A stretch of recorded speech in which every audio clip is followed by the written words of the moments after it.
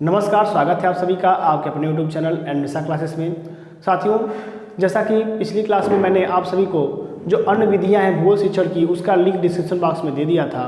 और आज की इस क्लास में हम अध्ययन करेंगे भूगोल शिक्षण की सबसे महत्वपूर्ण विधि, जिसके बिना भूगोल शिक्षण आपका अधूरा है, और वह विधि है भ्रमण विधि। भ्रमण विधि के बारे में आज मैं आपको पूरी जानकारी प्रदान करूँगा। और भ्रमण विधि बहुत ही कम शब्दों में और आसानी से समझने वाली विधि है। ठीक है, तो चलिए क्लास को स्टार्ट करने से पहले मैं यही कहूँगा कि चैनल पर जितने लोग नए हों चैनल को सब्सक्राइब कर लें, और इस भूगोल शिक्षण की क्लास को आप शेयर करना बिल्कुल मत भूलिए अपने साथियों में, क्योंकि किताबें आप के लिए अवेलेबल नहीं है मार्केट में, और जिसके भरोसे आप परीक्षा देते हैं सीरीज, जिसको बोलते हैं पतली वाली, जो हीरोइन वाली पतली सी किताब होती है, उसके भरोसे आप लोग सोचते हैं कि कुछ पढ़ेंगे नहीं, इसको पढ़ लेंगे पास हो जाएंगे, तो वह भी उपलब्ध नहीं है भूगोल शिक्षण की बाजारों में। ठीक है, इसलिए यह जो क्लास है यह बहुत ही महत्वपूर्ण है, खासकर उन छात्रों के लिए जो कि भूगोल शिक्षण लिए हुए हैं। और बाकी तो मैं आपसे बताया ही हूँ कि सिर्फ सीरीज पढ़ के आप पास हो सकते हैं, अच्छे अंक नहीं ला सकते। ठीक, तो आइए हम शुरू करेंगे भ्रमण विधि के बारे में। देखिए, भ्रमण विधि जैसा कि नाम से स्पष्ट है, भ्रमण यानी कि घूमना फिरना। ठीक, तो इस विधि में घूमने फिरने की बात की गई है। कह रहा है कि इस विधि के अंतर्गत छात्र कक्षा से बाहर निकल करके प्रकृति के संपर्क में आते हैं, यानी जो छात्र है, स्टूडेंट है, वह एक निश्चित दायरे से, विद्यालय के जो कंक्रीट का एक निश्चित दायरा है, जो भवन है, उससे बाहर निकल करके प्रकृति के संपर्क में आता है। वह जब क्लास से बाहर निकल करके बाहर जाता है तो वह नदी, पर्वत, पहाड़, ठीक है, मैदानी इलाके इत्यादि, वन, इन सभी को देखता है। ठीक है, तो प्रकृति के निकट आता है। और कह रहा है कि निरीक्षणात्मक तथा भ्रमणात्मक विधि में घनिष्ठ संबंध है। निरीक्षणात्मक और भ्रमणात्मक विधि में घनिष्ठ संबंध कैसे है? इसलिए है क्योंकि जब हम भ्रमण करने जाते हैं तो आंख बंद करके भ्रमण करने नहीं जाते हैं, हम आंख खोल के ऑब्जर्वेशन करते हैं कि कौन सी चीज़ किस टाइप की है। ठीक है, यह पहाड़ है और अच्छा तो यह पहाड़ है तो यह पठार है, तो इन दोनों में अंतर क्या है? वो क्या करता है? निरीक्षण करता है कि ये इतना ऊंचा है, अच्छा ये थोड़ा सा कम ऊंचा है, टीला नुमा है तो ये पठार कहलाएगा। अच्छा, और आगे जाएंगे तो पठार के बगल में घाटी पड़ेगी। अच्छा, दो पहाड़ों के बीच जो गड्ढा है उसको हम श्रृंग गर्त कहेंगे। ठीक है, ये श्रृंग है, ये गर्त है। इस तरह से वो क्या करता है? जब भ्रमण करता है तो चीज़ों का अवलोकन करता है, निरीक्षण करता है कि यहाँ पे ऐसे चीज़ हमने देखा है। हाँ, विंध्याचल गए थे तो वहाँ पे लाल रंग की मिट्टी हमको देखने को मिली थी। ठीक है, तो इत्यादि सारी चीज़ें। तो वही करा है कि निरीक्षणात्मक व भ्रमणात्मक विधि में एक दूसरे क्या है, ये एक दूसरे से घनिष्ठ संबंध रखते हैं। छात्र की रुचि, आयु व कक्षा स्तर को ध्यान में रखा जाता है। कह रहा है कि भ्रमण विधि में छात्र की रुचि के छात्र जो हैं कहाँ जाने में ज़्यादा रुचि ले रहे हैं? स्वामी अड़गड़ानंद के आश्रम को देखने में ज़्यादा रुचि ले रहे हैं कि सारनाथ चिड़ियाघर जाने में ज़्यादा रुचि ले रहे हैं? ठीक है, तो छात्र की रुचि, छात्र की आयु, कि छात्र किस आयु स्तर का, अब जो मेरे लेवल का है, जो एमएड किया हुआ है या बीएड कर रहा है, उसको हम चिड़ियाघर लेके जाएंगे सारा देखने के लिए, तो वह जल्दी नहीं जाएगा कि ये सर ये तो पास में ही है, हम तो कई बार गए हैं, मामा के साथ गए हैं, पापा के साथ गए हैं, फूफा के साथ गए हैं, ठीक है, अपने महिला मित्र के साथ गए हैं, जो भी है। तो वह कहेगा कि सर नहीं हम यहाँ नहीं जाएंगे, हाँ जम्मू कश्मीर अगर ले चलते हैं वैष्णो देवी तब चलिए आप, हम चलेंगे। ठीक है, अजंता एलोरा गुफाएं देखने के लिए ले जा रहे हैं तब हम चलेंगे। तो छात्र की रुचि, छात्र की आयु और छात्र के कक्षा स्तर, कि छात्र किस कक्षा स्तर का है। अब कक्षा 5 के छात्र को आप ले जाएंगे जम्मू तो वह नहीं जा सकेगा। ठीक है, वह असमर्थ रहेगा, वह नहीं जा पाएगा। तो वही कह रहा है कि छात्र की रुचि, छात्र की आयु, छात्र के कक्षा स्तर को, कक्षा स्तर मतलब उसकी कक्षा में की कौन कौन सी चीज़ों का वर्णन है, ताकि उसको भ्रमण के द्वारा वह चीज़ें दिखाई जाए। जैसे कक्षा 5 में मिट्टियों के प्रकार के बारे में वर्णन किया गया है, या कक्षा 5 की किताब में, कक्षा 3 की किताब में लिखा गया है कि चिड़ियों के प्रकार, की चिड़िया कौन कौन से प्रकार की होती हैं, कौन कौन सी चिड़ियाँ हैं। तो अगर यह है तो उनको चिड़ियाघर दिखा सकते हैं। कक्षा 5 छात्र हैं, मिट्टी के प्रकार है, तो अलग अलग जहाँ मिट्टियाँ पाई जाती हैं उन जगहों का हम उसको भ्रमण करा सकते हैं। ठीक, इत्यादि चीज़ें। आगे है प्राथमिक स्तर। अब देखेंगे कि 3 स्तर, प्राथमिक स्तर, माध्यमिक स्तर और उच्च स्तर। इन तीनों में क्या करना है? प्राथमिक स्तर के बालकों को आसपास के पार्क, चिड़ियाघर इत्यादि का भ्रमण करा करके हम क्या कर सकते हैं? इस विधि का प्रतिपादन कर सकते हैं। और माध्यमिक स्तर पर पूरे दिन का कार्यक्रम बना करके, देखिए चूँकि बच्चे छोटे होते हैं, वह पूरे दिन के लिए बाहर जल्दी नहीं जा सकते हैं, वह 3-4 घंटे के लिए विद्यालय आने में समर्थ होते हैं, उनका यह रूटीन होता है। तो अगर उसमें हम चेंज करेंगे तो शाम होते ही मम्मी पापा की याद आ रही है, मम्मी के पास जाना है, ऐसे बातें लग गई करने। तो वही करा कि 3-4 घंटे कार्यक्रम बना करके उनको आसपास के पार्क, चिड़ियाघर का भ्रमण कराया जा सकता है। जबकि जब बच्चे थोड़े से बड़े होते हैं, माध्यमिक स्तर पर आते हैं, तो उनके लिए पूरे दिन का, 1 दिन का या 2 दिन का कार्यक्रम बना करके उनको हम थोड़ा सा दूर भौगोलिक भ्रमण पे ले जा सकते हैं, ठीक है। और इसके बाद उच्च स्तर पर जब छात्रों का मानसिक विकास हो जाता है, जब वह डेवलप हो जाते हैं, उनका सामूहिक विकास भी हो जाता है, तब उनको हम और स्वयं के उत्तरदायित्व को समझने लगते हैं और छात्र अपनी रिस्पॉन्सिबिलिटी को समझते हैं कि हमारी क्या जिम्मेदारियां हैं, हम बाहर जा रहे हैं तो किससे कैसे बात करनी है, कहाँ पर क्या बोलना है, कहाँ पर क्या नहीं बोलना है। ट्रेन चल रही है तो हमको ट्रेन को चलने से पहले, सिग्नल होने से पहले को ट्रेन में चढ़ जाना है, उनको बार-बार इंस्ट्रक्शन आपको नहीं देना पड़ेगा।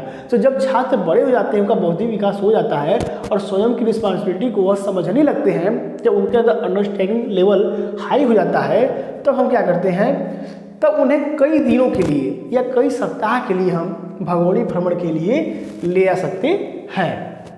जैसे को हम जम्मू ले आ सकते हैं, जोधपुर ले आ सकते हैं, ठीक है, यहाँ पे रामेश्वरम ले आ सकते हैं, तो उनको हम वहाँ पे ले आ सकते हैं। यही चीज़ करा है कि भ्रमण विधि का प्रतिपादन बालक की रुचि, आयु, कक्षा स्तर को ध्यान में रखते हुए करना चाहिए।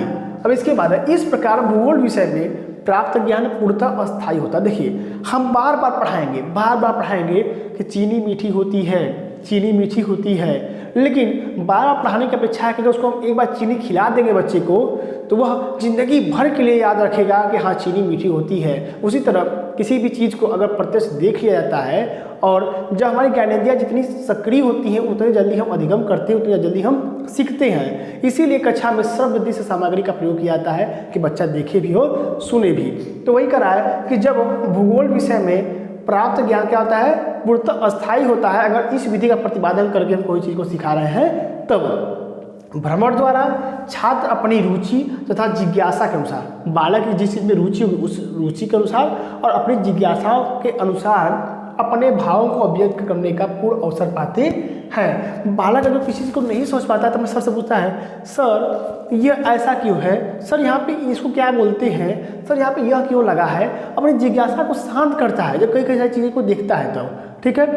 आगे वस्तुओं के निरीक्षण द्वारा कल्पना, निर्णय तथा तर्क शक्ति का पूर्ण विकास होता है।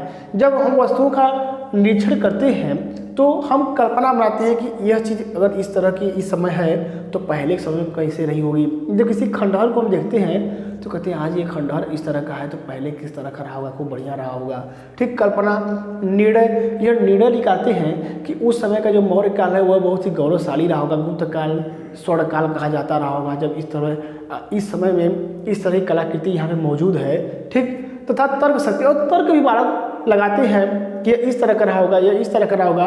तो बालक की तर्क शक्ति, कल्पना शक्ति और निर्णय शक्ति का पूर्ण विकास होता है भ्रमण विधि के माध्यम से।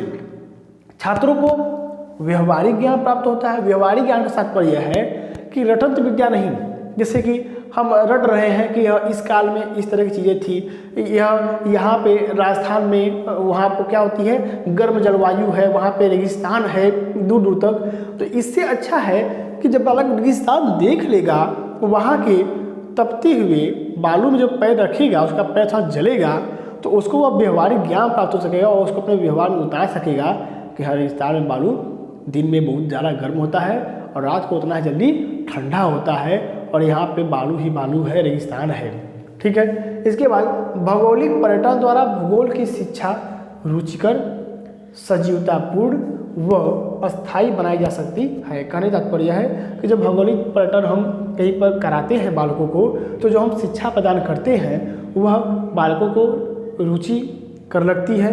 रुचिकर के साथ साथ सजीवतापूर्ण अध्ययन हम कराते हैं और जो ज्ञान प्राप्त होता है बालकों के लिए वह अस्थायी होता है।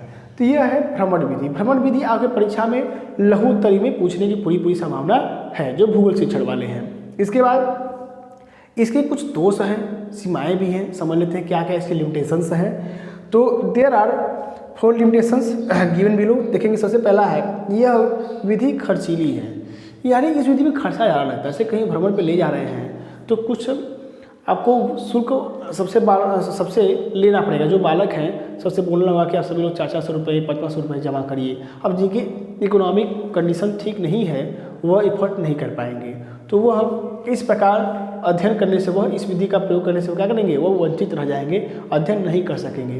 तो यही करा कि यह विधि खर्चीली है, या तो जो प्रशासन है, मैनेजमेंट है, वह वहन करे खर्च को, या तो फिर वह जो गार्जियन है वह वहन करेंगे। उसके बाद है इसके प्रयोग से छात्रों में अनुशासनहीनता उत्पन्न हो सकती है।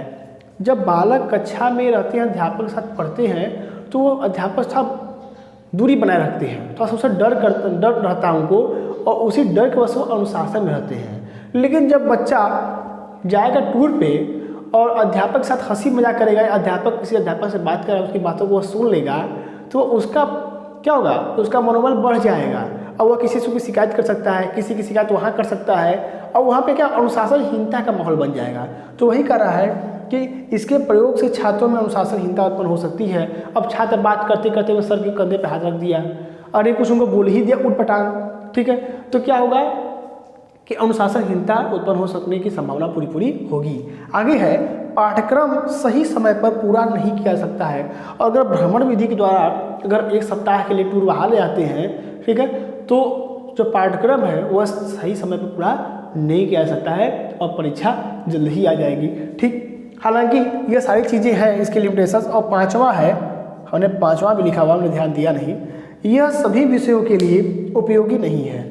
जैसे भूगोल शिक्षण में यह विधि तो उपयोगी है, भ्रमण विधि, लेकिन गणित शिक्षण में, ठीक है, बाकी विज्ञान शिक्षण हुआ और सब में यह विधि उपयोगी नहीं। इतिहास में उपयोगी है, भूगोल में उपयोगी है, लेकिन बाकी चीज़ों में, अर्थशास्त्र में यह विधि ज़्यादा उपयोगी नहीं है। यह इसकी सीमाएं हैं। तो मैं यह चाहूँगा कि मैं किनारे हट जाता हूँ और आप सभी स्क्रीनशॉट इसका ले लीजिए।